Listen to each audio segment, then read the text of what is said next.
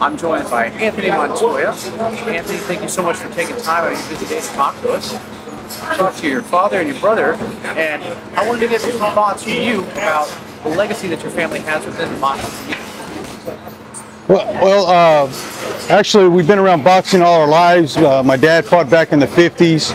I'm not sure if my brother went over. You know, we all fought. Me and him fought in the 70s. I had a couple other brothers fight in the 80s and one in the early 90s. We all fought amateur. Michael, of course, went the furthest, you know, going to the '84 Olympic trials, so he was probably the best one out of all of us. And my dad always said he wanted to get us in something involved that we could give back to the community also. So because we were always in boxing, you had kids of all ethnicities, you know, so we met a lot of different people and lived in the Lakewood area in Dallas, and always had people coming over the house and joining the team, and we were always the house to be at because we were always playing sports. That's all we did. The whole family, all the boys, we all played sports. And so if you wanted to be in a sport, go to the Montoyas because they're playing all sports, all from ice hockey to boxing to football, baseball, basketball, soccer. Oh wow! You guys really ran the whole gambit. Yeah. Oh yeah, we did everything, and we always told these guys, you know, hey, when you get older, give back to the community. That's what we plan on doing, because our younger brothers, they look up to us, and we had a lot of friends that ended up going to prison, dying at young ages. You know, even when we were playing sports, we wouldn't lose teammates to them going to other teams. We lost them as teammates because they went to TYC, TDC, or they even got killed. You know, so we were always trying to keep everyone together and make them realize that sports was the way to go, keep them out of trouble. You know, one of the things that your brother had said was that he was really proud of the work you guys do by offering an opportunity for kids from the community to have a different opportunity, not end up in that situation. Yes,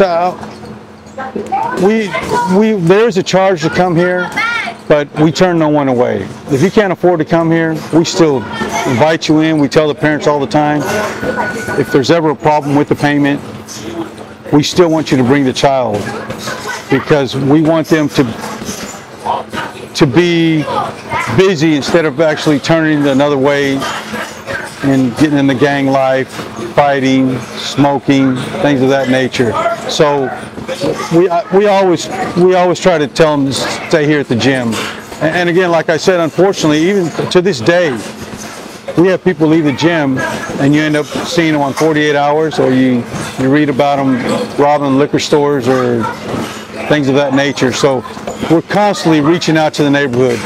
All these little schools we go to, we career day, it's either myself or my brother will go out there and have a speech. The high schools, we go out there with trophies and all kinds of other things just to try to get them to come to the gym, to keep them off the streets. And I think it helps the community, you know. And the community, if we weren't here, you wouldn't see anyone jogging up and down Military Parkway. All those kids, you know, people see that and they're like, okay, that's a nice community. They do things with the kids. And when they find out it's a boxing gym, of course they want to bring their kids here. They start having trouble with their kids, they want to bring them here, hopefully show them a different route, you know, a different way of life. Absolutely. As you mentioned, we saw several of the individuals jogging up Military Parkway as we were driving up. Yeah. And like you said, your brother coaches, you coach, your father coaches. We even heard you give quite the rousing speech earlier while we were setting up. Yeah. How long have you been coaching for?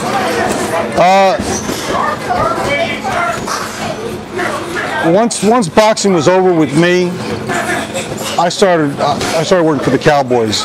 So football's always been my #1 sport. But my brother stayed in boxing. So my dad stayed in boxing. Sometimes they'd tell me, hey, come help out, we got a lot of kids. And I'd go back and help out. But it was really my dad and my brother that, you know, stayed in it. And then the Cowboys ended up letting me go in 2001. And I ended up getting back into boxing by myself, really. My dad was through. He had no more sons to coach, and he had been away from the game for so long, it wasn't in him. He come to my house one day, and I had like 50 kids here. He's like, who's helping you? I said, just me, Dad. Now, I didn't take him to tournaments because there's only one of me. And my dad said, no, I gotta get back into it. He got back into it. My brother got back. My brother was still in boxing, but he was on the pro side. This was more community. This was more amateur, you know. So my dad said, you got to come back, Michael. And so we all got back into boxing, and we've been doing it ever since, you know. So, and we've had some pros come out of here, you know. But it's tough because you have to deal with the family issues at home. I had a lot of kids run away from home, and they come here. They'll be ringing my call box at 12 o'clock midnight saying, Coach, I need a place to stay. We're talking about 14, 15, 16-year-old kids. First thing I do is I call their parents and I say, look, he's here with me. He's going to stay a few days, and then, you know, I'll make sure I get him back to you. But it's not only here at the gym. We try to teach him to respect law, the parents. If you don't like the rules at home, I can understand that. But guess what? When you're 18 years old, you do what you want. Move out, make your own rules. If you don't want to take a bath, you don't have to take a bath. But as long as you live under somebody's roof and they're paying the bills, you need to follow those rules. It's the same thing here. You follow the rules. If not, we're gonna have to reprimand you. You know, you've got to understand to take orders. When you're at school, you might not like what the teacher says, and it may not even be your fault. But think about the times you did get away with things. This time it wasn't your fault, but guess what? It's all catching up to you now. So you have to do what the teacher tells you. We don't allow talking back to, you know, coaches here. We don't allow cussing, spitting on the floor. We try to teach them, you know, we have the little kids throw out the trash here and there. Teach them, you know, do that at home. That helps your mom. You know, so we try to show them a little bit here and then also what's going on at home so that it follows at home. It sounds like you guys really put a premium on instilling discipline. Yes, discipline's the number one thing. I mean, you know, if you're fighting on the fight team and you can't make weight, you're wasting our time. It's not that you can't make weight, you're not showing the effort. You're not putting in the time. You're cheating yourself. You're not eating right. You're not running in the morning. So there's all kinds of things that you should be doing that you're not doing, you know. But yeah, discipline's the number one thing. We get a lot of people that say they were recommended by another parent that helped them turn their kid around. And we take pride in that. We also take pride in bringing these kids up in the system as far as amateur sports, and they go on to be lawyers, police officers. We have several police officers, and they tell us, Coach, if it hadn't been for you always on my butt, always telling us what we should and shouldn't do, I would have never thought about being a police officer. To me, I was ready to follow my brother and just live that thug life, you know. And we told them there's more to life other than thug life. You know, walking around staring at people and wanting to fight all the time. That's not what it's about, you know. So we're very proud of that, and we really like the fact that Montoya Boxing Gym stands out. We don't do any advertisement. Everything's word of mouth. Everything's that we're recommended through someone else, you know, and we love that, you know, especially my dad. My dad's 83 years old. He would rather be open 7 days a week than only 5 days a week. And he's 83 and we're a lot younger, you know, but this is my dad's life. And he loves boxing. That's all he wants to do, you know, live and love boxing. And he still gets up here and works with the kids. He just doesn't sit behind the desk.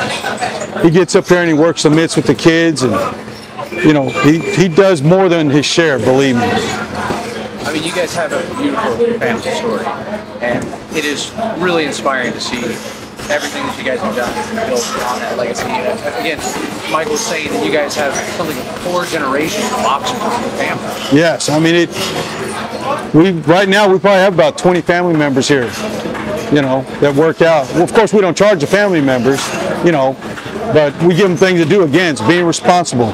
We teach, you know, throw out the trash. You know, when you go home, you throw out the trash for your mom too, you know.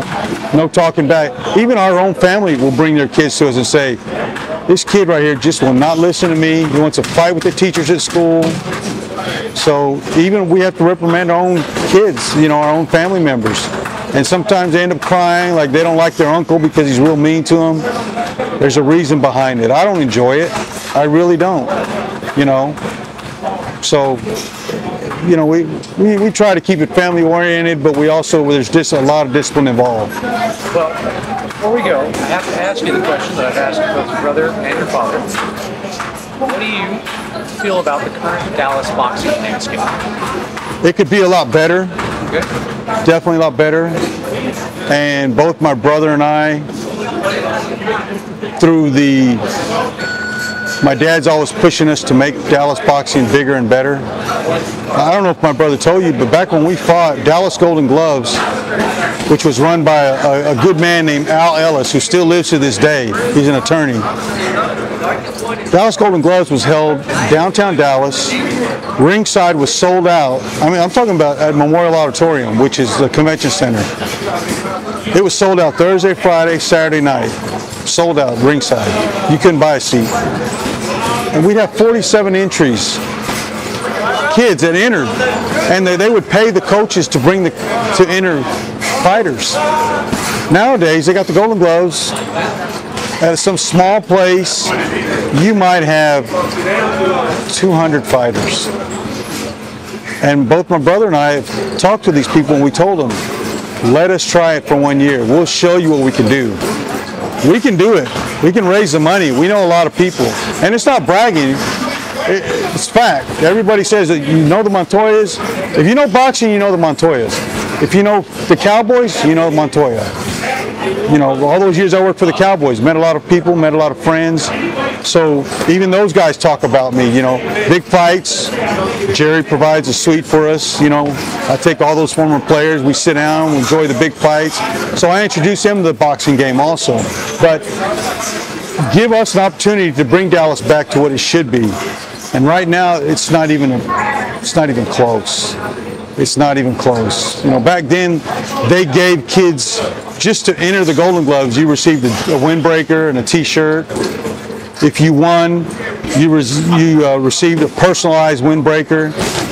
If you were in the open class, which means you were advanced, you'd not only get a T-shirt and a windbreaker and a personalized windbreaker, you'd get Letterman's jackets like what my brother has hanging up there. You get warm-up suits. You'd get outfits to fight in representing Dallas. Nowadays, our advanced fighters, they go fight in state. You have to return the uniform. Really? Give me a break, guys. Those guys fight all year for you, and they're representing Dallas, and they have to return the uniform they're fighting in? Come on, man. Come on. That doesn't make sense. But that's the Dallas, you know, other people want to run it their way, that's fine. We step back, we let them do it. But we know that if we ran it, we'd put it back to that elite level where it would be on the news. We'd have coverage, TV coverage. We know a lot of people in the business. You know, people come to there's a big fight in Dallas, they come here to train. You know, and it's not because we call them up. They've heard of Montoya Boxing Gym. You know, so I mean, I think we've done a good job here as far as a gym, but we'd like to help out. Clearly, you've done a good job. If you look at the amount of fighters that you have here, the amount of community that you have here. You have, what do you say, 20 members of your family here? Yes. I don't think anybody can contest that you're doing a good job. Yeah, no, right now, well, last week we had like 90-something members. The week before that, we probably had like 125.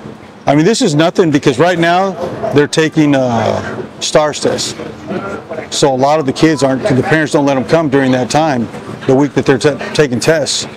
But you come like next week, I think they got one more week of school. Oh, there'll be 125 people here. Both gyms will be filled up outside and out on the grass. I mean, it'll be filled up. And that's why we have 7 to 9 coaches, because we all got to help the kids out. It's all about the kids. That's what it's all about. Well, hopefully they'll come to their senses, let you guys have a crack at running the Golden Gloves. We can get Dallas back to kind of a glorious fight city, as opposed to just being a neighbor to Fort Worth, Houston, and San Antonio. Yes, we need that. We really need that. And nowadays with social media, we could really push it to a different level. But for whatever reasons they want to do it themselves, okay, you know. And anytime, one thing about Dallas, there are a lot of buddy system. So if you're not in that clique, you're just not gonna get in there, and that's fine, you know. But we know what we can do. We've done it with pro fights.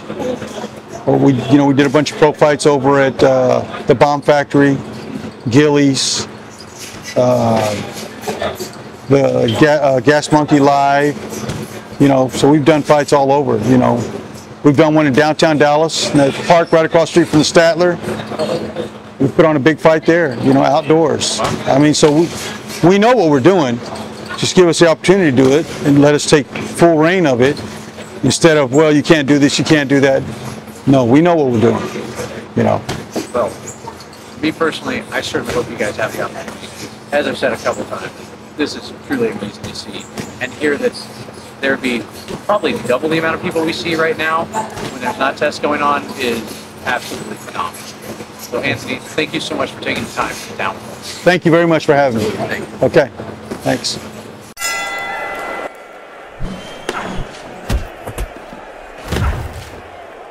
This episode of Knockouts Unlimited was brought to you by the Blue Planet Media Group.